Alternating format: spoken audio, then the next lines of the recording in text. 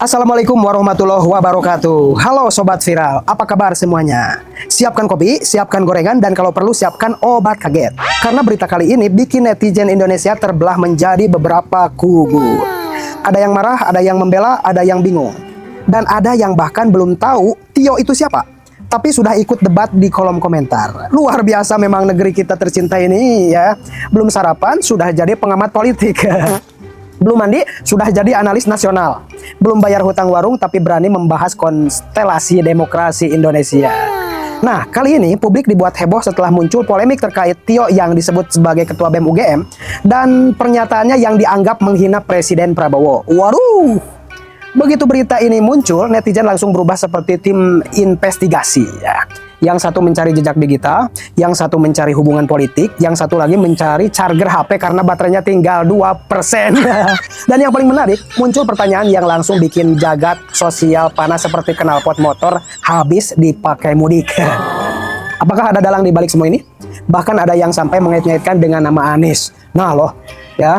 Ini sudah seperti sinetron. Satu orang bicara, 10 akun berdebat. 100 konten kreator membuat analisis ya. Dan 1000 netizen langsung merasa paling tahu apa yang sebenarnya terjadi. Tapi pertanyaannya ya, benarkah ada kaitannya? Atau ini hanya spekulasi yang berkembang liar di media sosial? Dan yang bikin penasaran, kalau benar Kang Deddy Mulyadi mendengar semua polemik ini, kira-kira ekspresinya bagaimana ya? Kagetkah, geleng-geleng kepala, atau malah bilang sudah urus saja rakyat yang penting ya. Nah, supaya tidak terjebak asumsi dengan gosip yang belum tentu benar, di video kali ini kita akan membahas fakta-faktanya, kronologinya, dan berbagai pendapat yang berkembang di tengah masyarakat. Jadi tonton video ini sampai habis, karena biasanya yang paling semangat berkomentar justru yang nonton cuma 30 detik. Kalau setuju tekan tombol like, kalau tidak setuju tetap tekan like. Kalau bingung tekan like 2 kali. Mari kita mulai pembahasannya. Cekidot.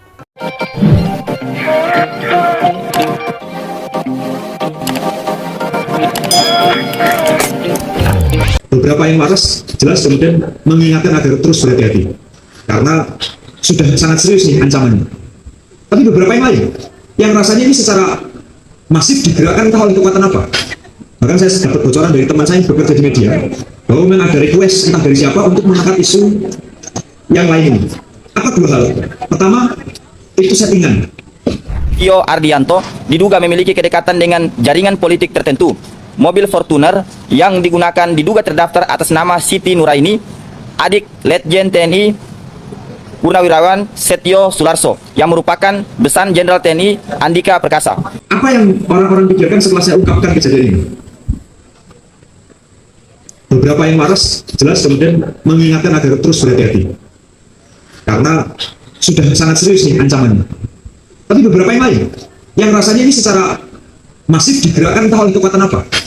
Bahkan saya dapat bocoran dari teman saya yang bekerja di media bahwa memang ada request entah dari siapa untuk mengangkat isu yang lain. Apa dua hal? Pertama, itu settingan. Karena itu barang yang secara komersil bisa diperjualbelikan. Saya adalah orang yang paling tahu diri saya. Kalau saya bohong, saya tidak bohong, itu yang tahu cuma saya. Jadi yang bisa saya pastikan apa? Kalau saya menciptakan kebohongan publik, maka silahkan potong telinga saya. Silahkan penjara saya. Kalau saya bikin kebohongan publik, bahwa saya mendramatisasi, melakukan drama, masang alat baca sendiri, terus saya viralkan sendiri. Gak ada itu. Orang dengan menunggangi ketidakpahaman publik tentang ponsel ngomong, nggak mungkin itu kok muncul notifikasinya. Padahal saya yang mengalami itu. Dan teman-teman, beberapa di medsos ada yang mengalami hal yang sama dengan kasus yang berbeda. Terus belang lain apa? Disebut, kok mahasiswa udah naik mobil mewah. Karena kebetulan itu memang Fortuner. Saya jelaskan begini, dan itu saya pakai ke Tempo, Kompas, atau ke Detik. Itu adalah mobil yang dipinjamkan kepada saya sejak saya mengalami berbagai teror, terutama sejak Andri Yunus disiram air keras oleh saudara saya.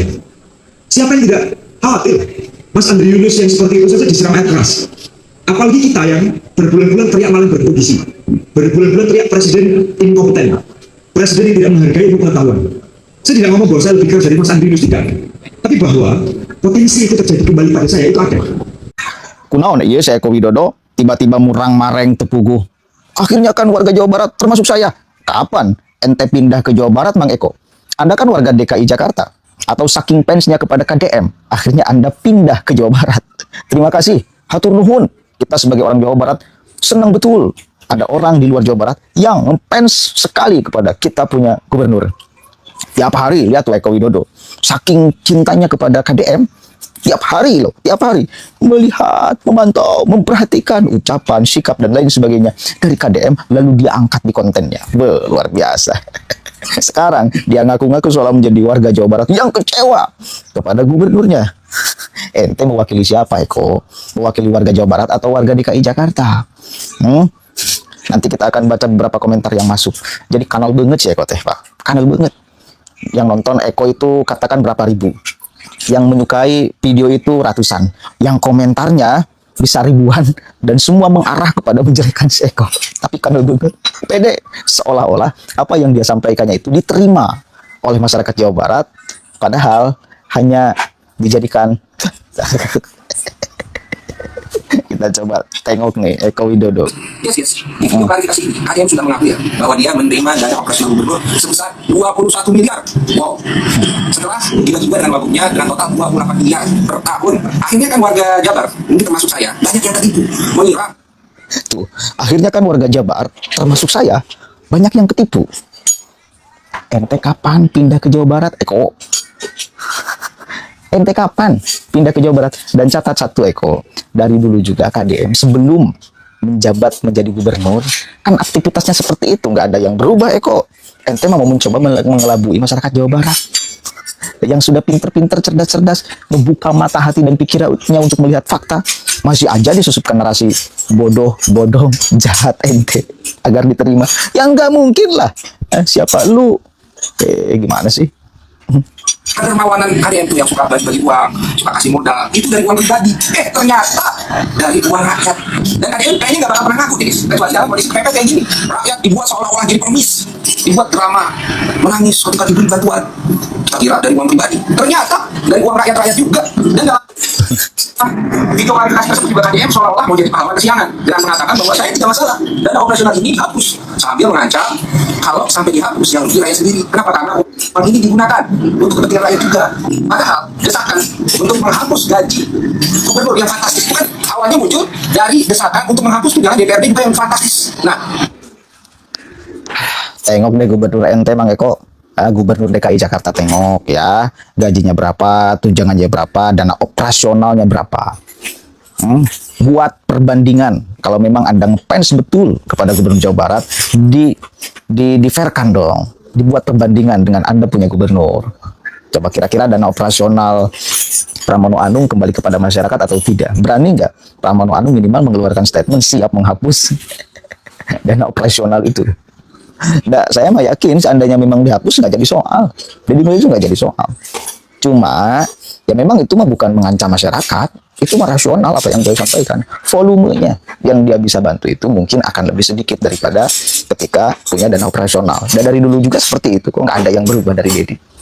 Nggak ada yang berubah. Nggak ada yang berubah. Coba apa perubahannya? Nggak ada. Ya, acara KDM misal yang datang ke setiap warga itu tetap berjalan sampai sekarang. Dari dulu juga berjalan. Ketika tidak pakai duit pemerintah juga berjalan. Ya, nganjang ke warga itu berjalan kok. Dari dulu, Pak. Membantu masyarakat juga berjalan dari dulu. Bukan hanya hari ini. Sekarang volumenya supaya ini bisa lebih besar. Bisa mengintervensi banyak hal. Akhirnya yang dibantu oleh KDM ketika punya jabatan itu bisa lebih luas, lebih banyak. Bahkan bukan hanya dari Jawa Barat. Orang Jawa Tengah banyak yang datang ke Lembut Pakuan untuk mengadukan banyak hal terkait persoalan hukum dan lain sebagainya. Dan sudah banyak yang kemudian mengucapkan terima kasih karena bantuan KDM itu sangat berharga. Ya, menyelesaikan problem. Ya, kecuali utang piutang. Begitu. Jadi ini mah udah jelas kelihatan secara kasat mata. Apa yang beliau lakukan itu ya memang ya untuk kita. Ya, Anda sebagai orang DKI Jakarta nih, melihat dari Jakarta apa yang dilakukan dan diucapkan oleh kita punya gubernur, ya Anda melihat dari luar bukan dari dalam. Anda melihat dengan kacamata sentimen. Ada muatan-muatan politik terselubung yang disusupkan, berharap masyarakat Jawa Barat juga tergiring oleh narasi Anda, ikut oleh narasi apa dengan narasi Anda, ya mengamini narasi Anda. Padahal faktanya mentertawakan. Tahu nggak itu Pak Eko?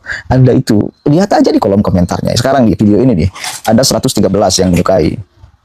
Ini faktor menyukainya juga menjadi pertanyaan. Menyukai karena lucu, selalu dia nongol, ingin mentertawakan, atau menyukai narasinya. Kan kita juga nggak tahu. Tapi kolom komentarnya itu ada 351. Dan mayoritas itu menghujat si Eko.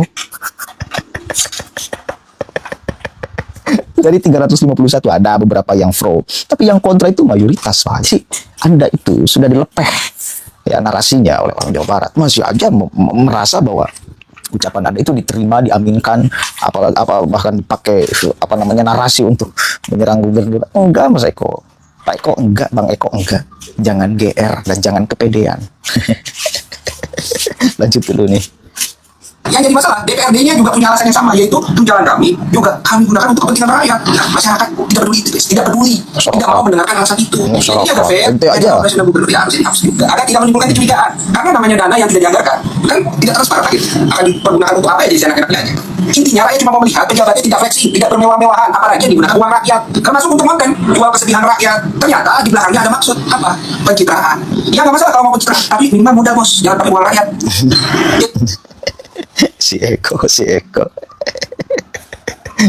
Kasihan gak sih melihat orang model begini? Saya mah kasihan dah. Kasihan. Mentalnya dia kena tuh.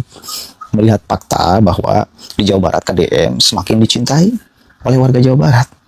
Ya, dia nggak terima dengan kenyataan itu. Kenapa? Karena dia punya junjungan siapa, Anies Rashid Baswedan, yang katanya lumbung suaranya di Jawa Barat. Dan ketika dia mulai memimpin sekarang, pasti suaranya itu terkikis habis, Pak. Beralih kepada KDM. Ini ancaman nyata untuk ke depan bagi jagoan politiknya. Makanya terus menghajar sana, hajar sini.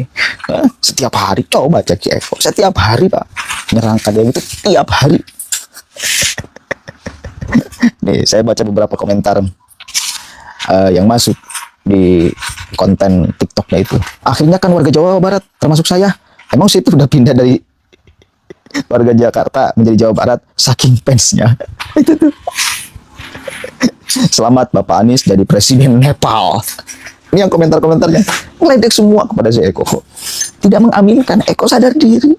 Anda itu narasi Anda itu tidak diaminkan. Tidak dijadikan panduan oleh masyarakat Jawa Barat. Tidak. Jangan merasa. Terima kasih sudah menonton. Jangan lupa like, subscribe, dan tekan tombol lonceng. Bye-bye.